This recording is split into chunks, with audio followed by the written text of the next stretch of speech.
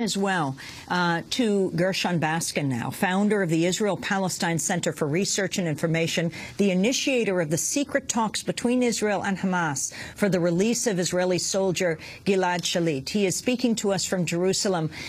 Gershon, can you talk about the assassination of Jabari, the military head of Hamas, and the significance of this, as reported in Haaretz, what Jabari received just before he was assassinated?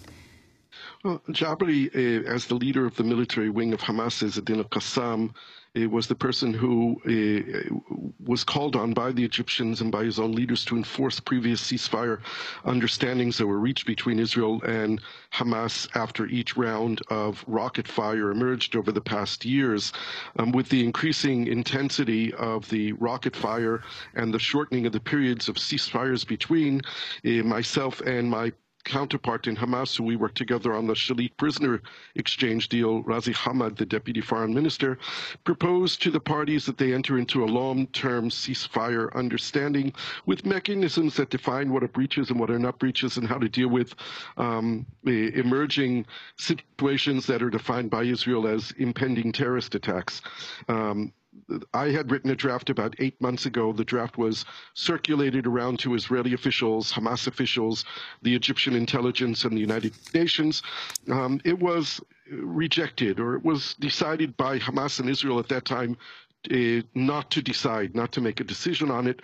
About a month ago, when the intensity of the fighting continued again, Razi Hamad and I decided to give it another chance, and we talked together and tried to make the proposal that I had initially written a little bit less complex, easy to understand, and perhaps easy to implement, and it was also designed as a trial period of between 3 to 6 months.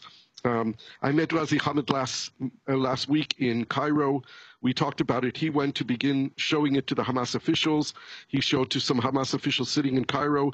They told him to go back to Gaza and to show it to the military and political officials back in Gaza, and he did that on Wednesday morning. He was showing it around to Ahmed Jabari and other people. I was supposed to receive from him that evening a copy of the draft that he had written in Arabic for me to deliver to the Israeli side and to the Egyptian intelligence, which I was not able to do in the end. Because he was assassinated.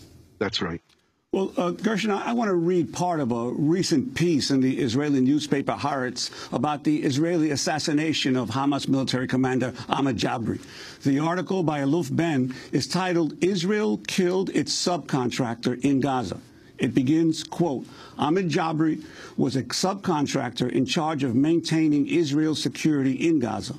This title will no doubt sound absurd to anyone who in the past several hours has heard Jabari described as an arch-terrorist or the terror chief of staff or our bin Laden. But that was the reality for the past 5.5 years. Israel demanded of Hamas that it observe the truce in the south and enforce it on the multiple other armed groups in the Gaza Strip. The man responsible for carrying out this policy was Ahmed Jabari. In return for enforcing the quiet, which was never perfect, Israel funded the Hamas regime through the flow of money in armored trucks to banks in Gaza and continued to supply infrastructure and medical services to the inhabitants of the Gaza Strip.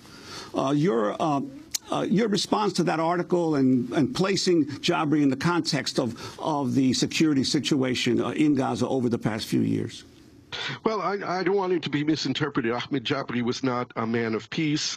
He was not an angel in any way. He was a warrior. He was a fighter.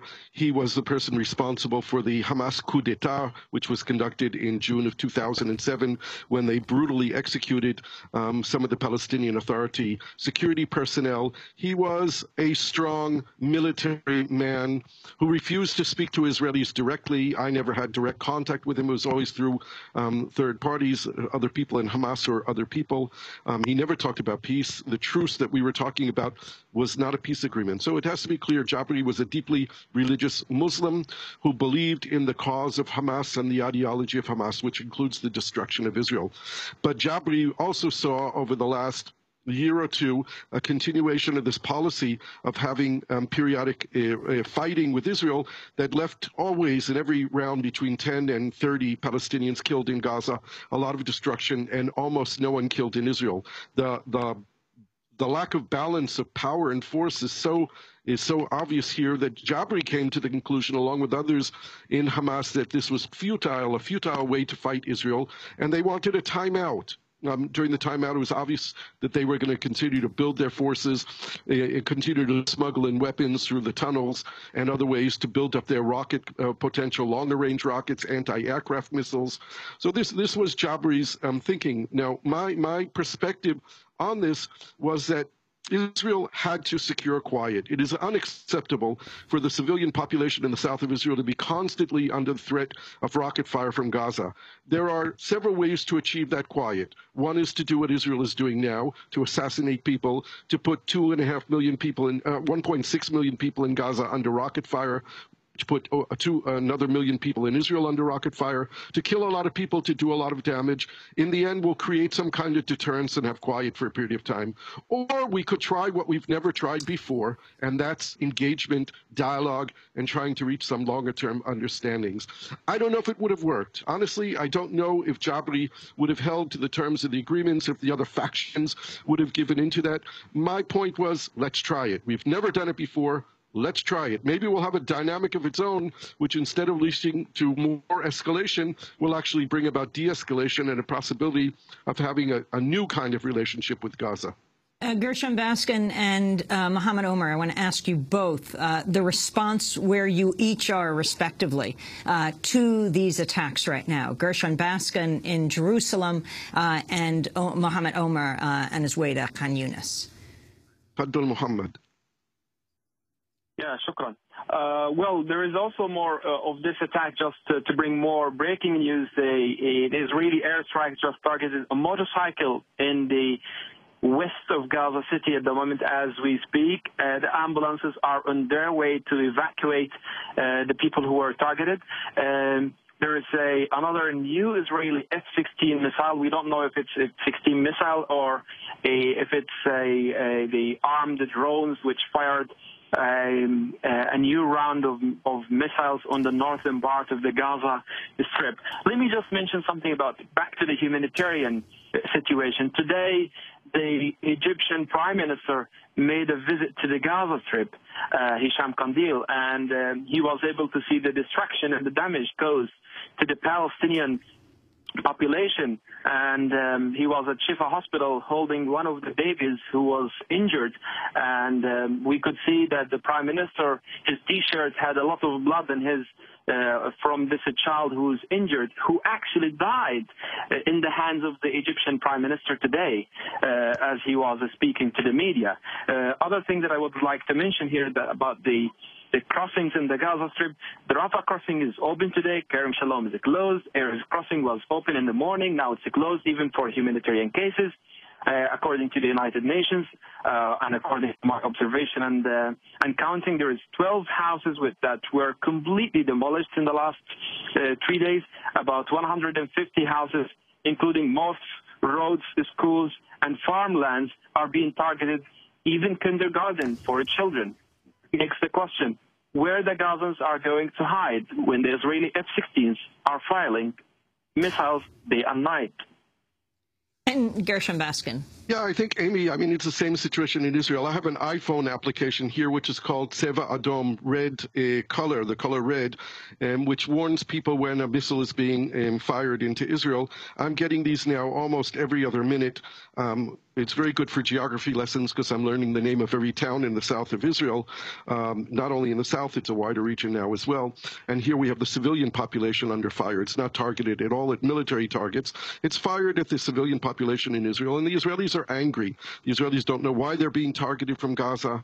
From the Israel point of view, the Israeli point of view, there is really understanding of the situation. Israel left Gaza in 2005 and stopped the occupation of Gaza from their perspective without having a single settlement left there or single military personnel on the land of Gaza, and the civilian population has been targeted by thousands and thousands of rockets since the beginning of this operation, since the assassination of Jabari. There's been more than 500 rockets sent entirely on the civilian population. Not one of the targets is a military target.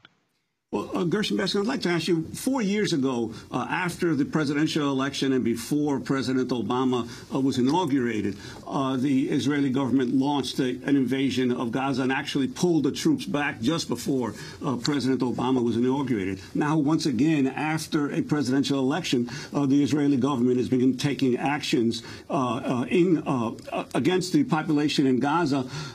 But the difference now is the situation has changed dramatically in the Arab world, especially in Egypt. What is your sense of the Egyptian government's the test that this poses to the Egyptian government and its relationship both to Israel and to the Palestinians?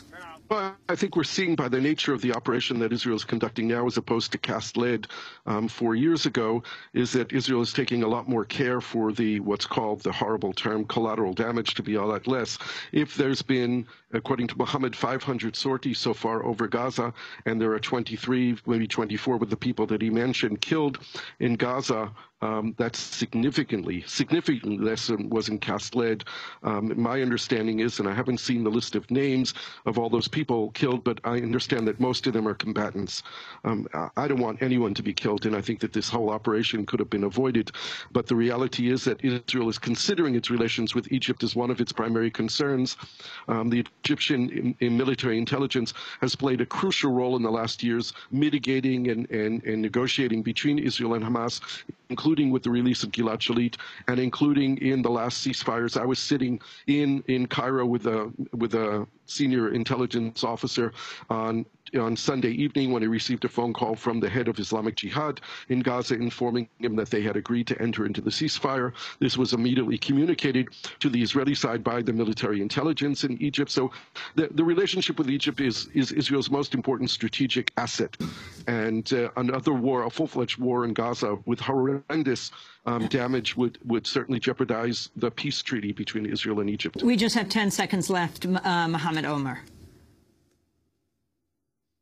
Are you still? That the majority of the people who were actually targeted are civilians. We're talking about 2 women among the 23 who were killed, 2 women, 6 children, and 2 elderly people. As I speak right now, there are more people and ambulances are arriving to the Khan Yunis hospital with more casualties who are civilians. The target is here civilians because the military leaders are hiding under the ground. Israel find nothing else but to attack civilians population in the Gaza Strip. Mohammed Omer and Gershon Baskin, I thank you both for being with us. Gershon Baskin, founder of the Israel Palestine Center for Research and Information, initiator of the secret talks between Israel and Hamas for the release of the Israeli soldier Gilad Shalit.